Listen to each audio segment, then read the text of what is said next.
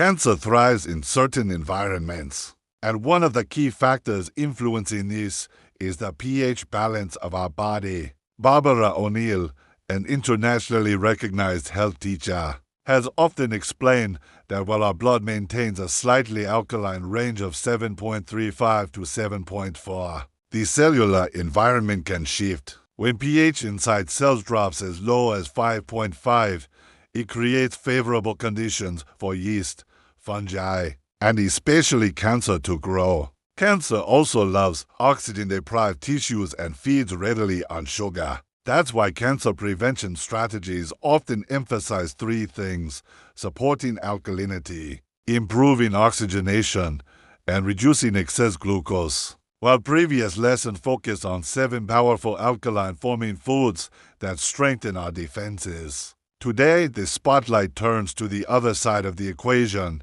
acid-forming foods. These are not inherently bad, but when eaten in excess, they tip the balance toward acidity, stress our systems, and promote environments where chronic disease can flourish. Understanding which foods fall into this group and why helps us make smarter, more balanced choices. Acid-forming foods are those rich in minerals such as phosphorus, sulfur, and chlorine. They produce acidic byproducts during metabolism, and the body must then buffer this acid with alkaline minerals like calcium, magnesium, sodium, and potassium. This constant buffering, if overused, may weaken the body over time. Let's explore some of the major culprits. The first group is meat and processed meat. Research led by Dr. Colin Campbell found that animal protein intake could effectively switch cancer cell activity on and off in experimental animals.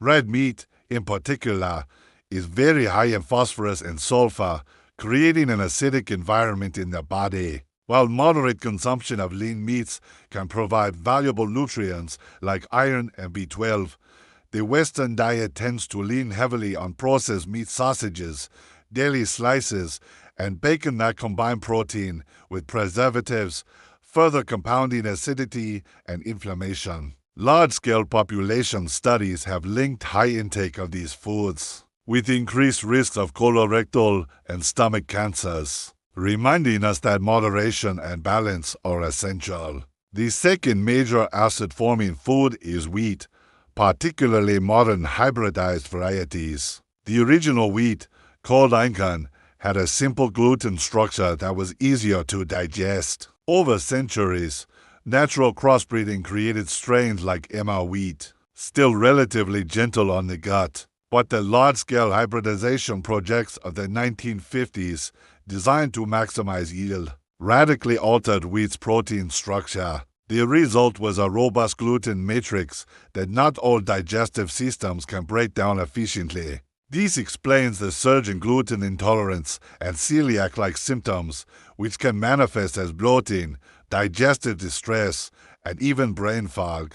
By the 1990s, hybridized wheat had become the backbone of global food production, present in breads, pasta, cookies, cakes, and cereals, making it nearly impossible to avoid. Farmers benefited with higher yields, but human digestion didn't adapt as fast. Today, many people find relief by reducing wheat consumption or opting for ancient grains such as spelt, kamut, or einkorn, which have a less aggressive impact on the gut and the body's acid load. Another significant contributor is caffeine, found in coffee, tea, energy drinks, and chocolate. While a morning cup of coffee can provide antioxidants and alertness, large amounts of caffeine add acid stress. The body then draws from its alkaline mineral reserves to neutralize the excess, particularly calcium and magnesium, weakening bones and muscles over time. In fact, studies show that high caffeine intake is linked to increased calcium excretion. One reason why overconsumption may raise risks of osteoporosis. Furthermore, caffeine is often paired with sugar, as in soda, or sweetened coffee drinks, intensifying the acid burden. To put it in perspective, a can of Coca-Cola, with its blend of caffeine and sugar, measures at a startlingly acidic pH of about 2.6, making it one of the harshest beverages for cellular health. Moderation is again key, enjoying caffeine in balance, paired with hydration and nutrient-rich foods, minimizes its risks. Of course, no discussion on acidity is complete without mentioning refined sugar.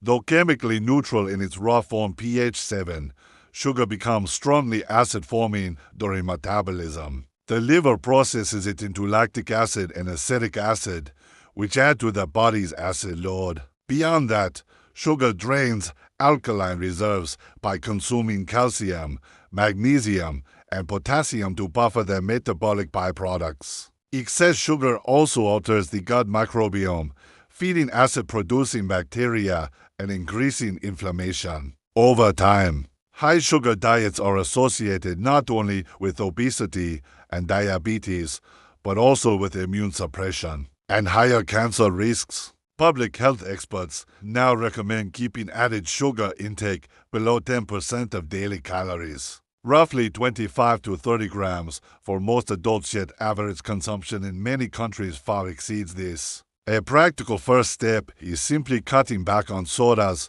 sweets, and ultra-processed snacks. Choosing whole fruits instead, which supply natural sugars with fiber, vitamins, and antioxidants. As we move through this list, it becomes clear that acid-forming foods often overlap with highly processed, high-yield, or convenience-driven dietary choices. These foods may not need to be eliminated entirely, but their role should be limited, balanced with alkaline foods like leafy greens, legumes, and nuts. The body works best when 70 to 80% of intake is alkaline-forming and only 20 to 30% is acid-forming, a ratio that sustains optimal pH and supports natural resistance to disease. Continuing our exploration of acid-forming foods, one that often surprises people is aged cheese. The tangy flavor of blue cheese, for instance, comes from mold cultures,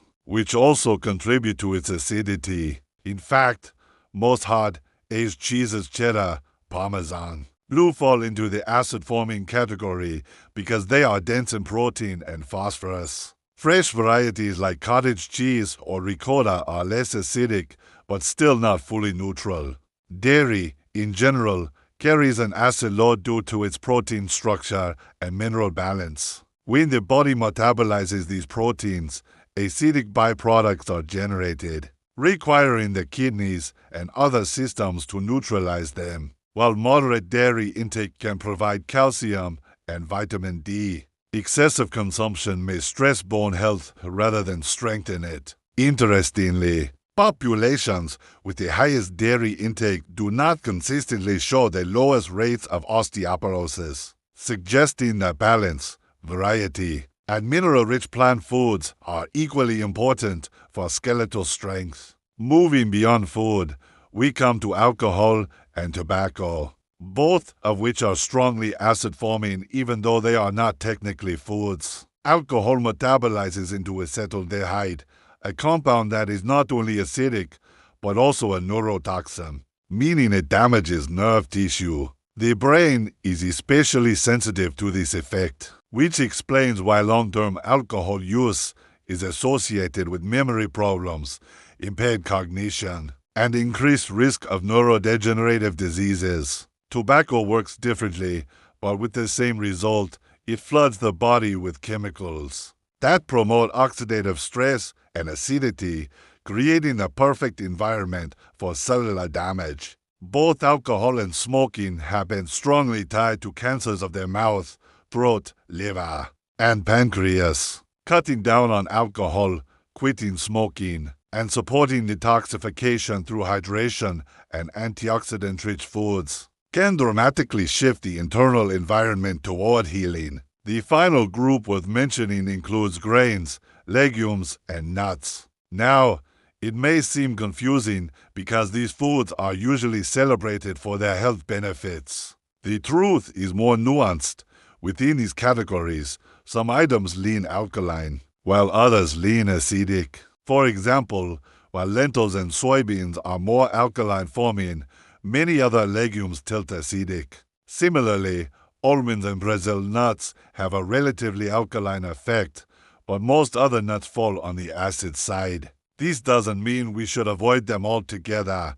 In fact, nuts and legumes provide essential proteins, fibers, and macronutrients. Instead, the message is about proportion, ensuring that the majority of these plant-based foods are balanced by alkaline-rich vegetables and fruits. By doing so, we maintain a protective 70 to 80% alkaline to 20 to 30% acid balance that supports long-term health. So, the question naturally arises, do we need to eliminate all acid-forming foods? The reassuring answer is no. Our bodies actually require a degree of acidity to carry out vital processes, from digesting proteins to activating enzymes. What matters most is the overall balance. If our daily intake consists of leafy greens, colorful vegetables, fruits, and fresh plant-based proteins as the majority, then the occasional acid-forming food will not disrupt our health.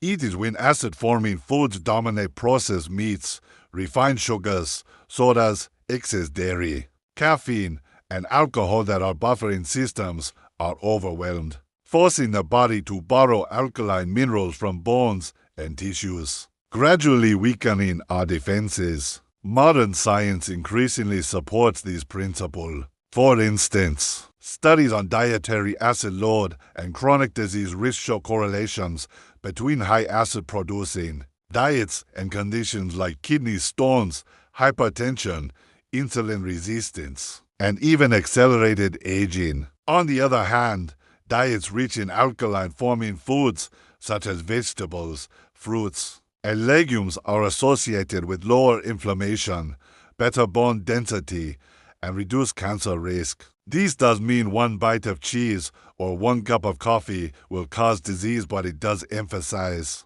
how small daily choices accumulate over years, shaping the environment in which our cells live. Taking practical steps can be simple and empowering. Swap refined sugar snacks with fresh fruits or dates. Replace one coffee a day with an herbal infusion or green tea. Try ancient grains like quinoa or spelt instead of hybridized wheat products. Include more raw salads, sprouts, and leafy greens alongside cooked meals. Limit alcohol to special occasions and find non-alcoholic alternatives that still feel celebratory. These shifts may seem small, but they create a ripple effect, tipping your internal balance toward alkalinity and resilience. At its heart, this is not about restriction, but about nourishment, choosing foods and habits that give your body an environment where energy thrives, immunity stays strong, and disease struggles to gain a foothold.